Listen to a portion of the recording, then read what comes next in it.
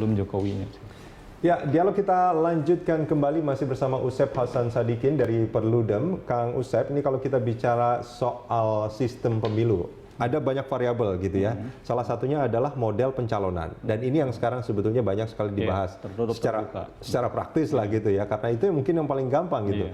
Kita mau terbuka atau tertutup atau semi terbuka. Dan kalau yang kita lakukan 2009 dan 2014 adalah terbuka murni. One man, one vote, siapa yang mendapatkan suara terbanyak dan orang yang paling populer biasanya gitu. Kadang-kadang juga kita hanya tahu dia itu terkenal dan kita pilih. Dan kesalahannya adalah memang kenapa caleg-caleg itu tidak mencoba mendekatkan diri, menjelaskan dirinya kepada masyarakat bahwa inilah saya sebetulnya. Bukan hanya sekedar ngomong ngalur ngidul tapi nggak jelas gitu kan. Itu salah satu kelemahan sistem yang ada sekarang. Justru sistem proporsional daftar terbuka mendorong bertemunya caleg dengan calon pemilih. Gitu. Kalau daftarnya tertutup, ya yang berkepentingan hanya orang yang nomor urut 1 di daftar tertutup itu, sehingga tidak ada upaya pendekatan caleg karena berupaya ingin dipilih gitu.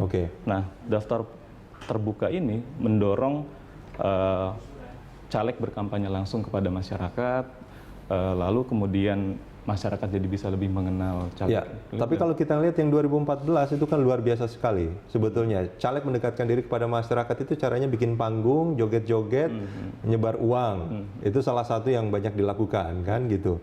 Dan kadang-kadang bahasan mereka juga mereka ngomong tentang sesuatu yang umum sekali gitu, bahwa kita anti korupsi, anti KKN dan segala macam sebetulnya. Dan itu kan sebetulnya tidak ada perbedaan antara satu caleg dengan caleg yang lainnya gitu kan? Iya. Perbaikan yang coba kita usulkan adalah syarat keanggotaan untuk seseorang menjadi caleg di dalam daftar calon itu. Setidaknya 1 tahun orang jadi keanggotaan partai lalu dia bisa dicalonkan. Jadi tidak ujuk-ujuk ya. Orang yang sebelumnya bukan orang partai karena dia populer atau punya uang bisa masuk daftar calon. Nah, karena syarat keanggotaan ini yang kemudian disertakan sebagai perbaikan. Itu pertama. Itu kelemahan sistem yang kemarin? Yang sebelumnya karena nggak menyertakan syarat keanggotaan yang lama. Nah, lalu yang kedua, karena kemarin besaran daerah pemilihannya satu dapil 3-10 kursi. Jadi memang di tengah banyaknya caleg ini, caleg berupaya semenarik mungkin, bahkan cara-cara yang gampang tapi sebetulnya tidak substantif dalam aspek kampanye dan penyampaian visi misi, dengan mengecilkan daerah pemilihan jadi 3-6 kursi dalam satu dapil. Paling banyak partai menyusun daftarnya 6 orang, jadi bisa 3 orang, bisa sampai 6 orang. Dengan variabel sistem seperti ini, maka caleg yang ada di lapangan dalam berkampanye nanti jadi jauh lebih sedikit, setengah dari jumlah yang kemarin.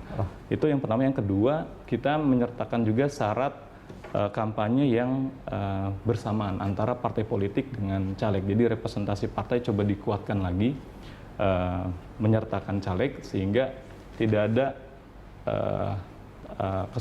tangkapan bahwa ini caleg berkampanye masing-masing tanpa menyertakan visi misi partai politik.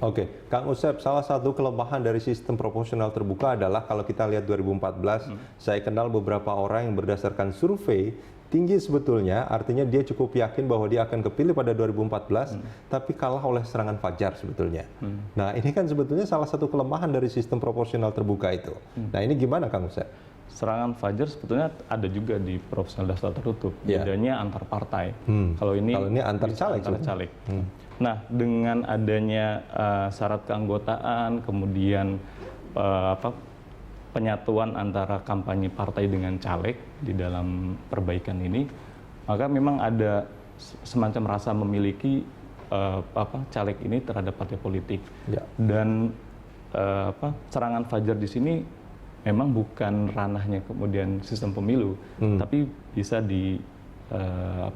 usulkan dalam aspek penegakan hukumnya di luar sistem pemilu. Dan di dalam rekomendasi kami, penegakan hukum terkait politik uang juga lebih dikuatkan. Ada yang namanya penyertaan fungsi pengawasan pemilu yang lebih tegas dan lebih jelas tindakannya, sehingga ada kepastian hukum dalam menangani praktek politik uang. Nah, sebetulnya kan kalau kita bicara soal politik uang itu salah satu kelemahan di hampir semua sistem pemilu sebetulnya kan ketika mereka yang menyerahkan uang atau apapun gitu kan kepada calon pemilih itu tapi dia tidak termasuk dalam daftar tim kampanye calon calon legislatif tersebut, maka itu tidak bisa dikaitkan dengan caleg itu. Ini kan